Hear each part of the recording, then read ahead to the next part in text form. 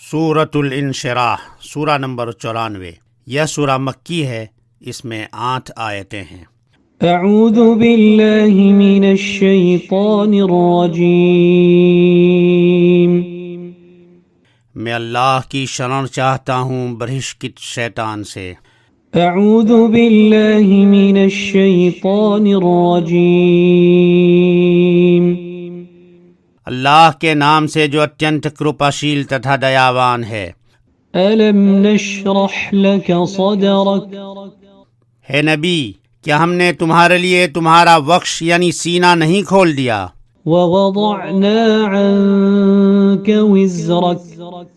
और तुम्हारा बोझ नहीं उतार दिया। ववदअना अन्क विज़रक।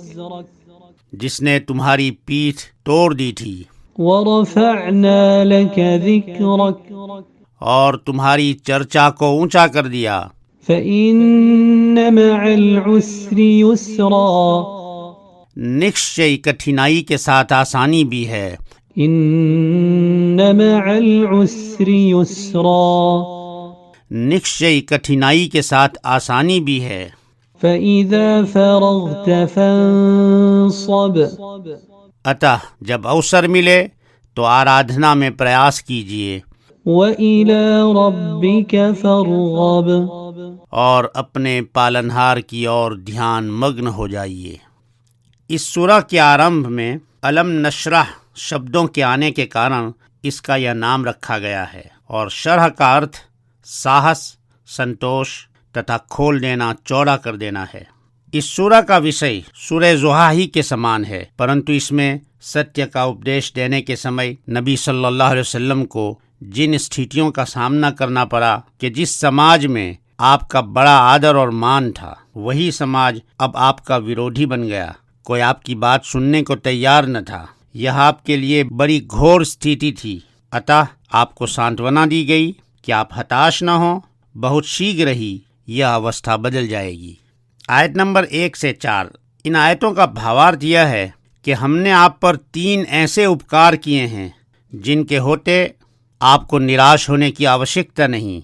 एक यह कि आपके वक्ष को खोल दिया, अर्थात आप में स्थितियों का सामना करने का साहस पैदा कर दिया। दूसरा यह कि नबी होने से पहले जो आपके दिल में अपनी कौम की मूर्ति पूजा और सामाजिक अन्याय को देखकर चिंता और शौक का बोझ था, जिसके कारण आप दुखित रहा करते थे, इस्लाम का सत्य मार्ग दिखाकर वह बोझ को उतार दिया गया, क्योंकि यह चिंता आपकी कमर तोड़ रही थी। और तीसरा विशेष उपकार यह है कि आपका नाम ऊंचा कर दिया, जिससे अधिक तो क्या, इसके बराबर भी किसी का नाम इस संसार में नहीं लिया जा रहा है। यह भविष्यवाणी कुरान शरीफ ने उस समय दी जब एक व्यक्ति का विरोध उसकी पूरी जाति और समाज तथा उसका परिवार तक कर रहा था, और यह सोचा भी नहीं जा सकता था कि वह इतना बड़ा विश्वविख्यात व्यक्ति हो सकता है।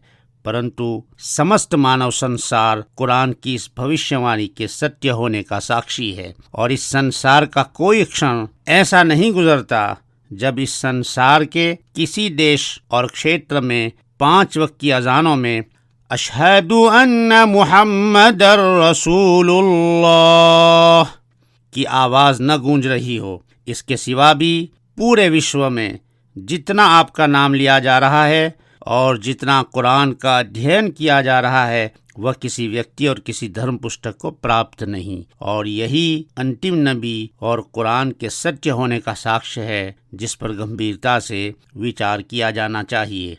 आयत नंबर 5 और 6।